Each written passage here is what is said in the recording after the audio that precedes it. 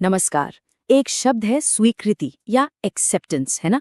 और जैसे ही ये शब्द कानों में पड़ता है, ज्यादातर लोगों के दिमाग में क्या आता है? हार, कमजोरी।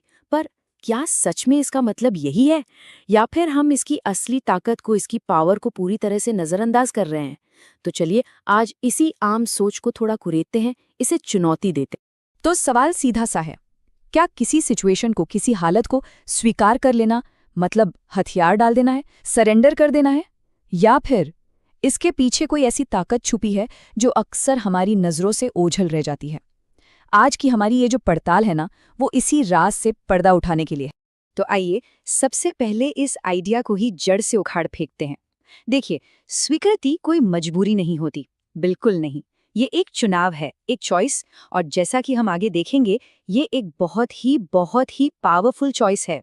तो यहाँ पर ना एक तरफ है आम धारणा, एक मिथक, और दूसरी तरफ है एक गहरा सच। ज्यादातर लोग क्या मानते हैं कि स्वीकृति यानी कमजोरी, यानी हार मान लेना। लेकिन सच तो ये है कि स्वीकृति एक वरदान है, एक ऐसा तोहफा जो बाहर की दुनिया या हालात नहीं देते, बल्कि इंसान खुद को देता है। अच्छा, पर ये वरदान आखिर काम कैसे करता है? मतलब होता क्या है? इसका जवाब छिपा है साइकोलॉजी में, इस बात में कि हमारा दिमाग, हमारा मन स्वीकृति की हालत में कैसे एकदम बदल जाता है। चलिए दिमाग के इसी बदलाव को थोड़ा करीब से समझते हैं। होता यह है कि जब कोई इंसान किसी ऐसी चीज से लड़ता है जिसे बदला ही नहीं जा सकता, तो दिमाग एक प्रतिरोध या कह लीजिए रेजिस्टेंस मोड में चला जाता है। इसे ऐसे समझिए, जैसे कोई एक ऐसी दीवार को धक्का दे रहा है जो हिलने वाली ही नहीं है। नतीजा, सिर्फ एनर्जी बर्बाद होती है और इंसान वहीं का वहीं फंसा रह जाता है। और देखिए, यही है वो पूरा बदलाव। स्टेप 1, दिमाग हकीकत से लड़ रहा है, अपनी सारी कीमती ऊर्जा बस बर्बाद कर रहा है। लेकिन जिस पल स्वीकृति को चुना जाता है, दिमाग फौरन स्टेप 2 में पहुंच जाता है। प्रतिरोध की जगह अब ग्रोथ मोड ले लेता है। एक ऐसी स्टेट, एक ऐसी अवस्था जहां से नए रास्ते, नए समाधान और विकास मुमकिन हो पाता है। तो अब यहाँ एक बहुत ही जरूरी और प्रैक्टिकल सवाल उठता है, भाई कब लड़ना है और कब स्वीकार करना है ना? ये जानना शायद जिंदगी के सबसे बड़े सबकों में से एक है।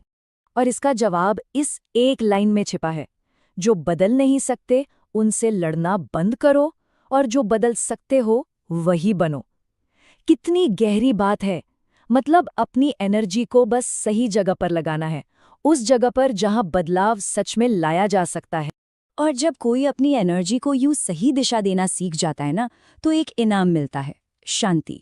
पर ठहरिए, ये वो वाली शांति नहीं है जो हारने के बाद मिलती है। नहीं, ये कुछ और ही है। और यहाँ अंतर बिल्कुल साफ हो जाता है। देखिए, समर्पण का मतलब है हार, बेबसी, निष्क्रियता। लेकिन स्वीकृति का मतलब है शांति, मन में एक स्पष्टता और चीजों को ठीक वैसे ही देखने की हिम्मत जैसी वो असल में है। तो सच्ची शांति हार मानने में नहीं, बल्कि सच को गले लगाने में है। लेकिन कहानी यहीं पर खत्म नहीं होती, बिल्कुल नहीं। स्वीकृति से जो ये शांति मिलती है ना, ये सफर का अंत नहीं है। असल में ये तो बस एक शुरुआत है। ये शांति कोई फुल स्टॉप नहीं है, कोई आखिरी पड़ाव नहीं है जहां सब कुछ रुक गया। नहीं, बल्कि ये तो किसी बहुत बड़ी चीज की तैयारी है। इससे एक मजबूत नींव की तरह समझिए, एक लॉन्च पैड। जब मन फालतू के प्रतिरोध में अपनी एनर्जी बर्बाद करना बंद कर देता है, तो वो सारी की सारी बची हुई ऊर्जा कहीं और फोकस होती है, और बस यहीं से असली जादू शुरू होता है। और फिर आखिर में होता ये है कि और वही शांति असली पावर बन जाती है। वो जो दिमागी सुकून मिला, वो जो क्लैरिटी आई, वही सही दिशा में एक्शन लेने की ताकत बन जाती है। बिल्कुल एक बीच से आग बनने जैसा सफर है ये। यही है स्वीकृति की असली चमत्कारी शक्ति। तो आखिर में सोचने वाली बात ये है, जिंदगी में ऐसी कौन सी चीज है जिसे अगर स्वीकार कर लिया जाए तो इस बेवजह के प्रतिरोध से मुक्ति मिल सकती है? और फिर उस मुक्ति से जो शांति पैदा होगी, वो कौन सी असली शक्ति को उजागर कर सकती है?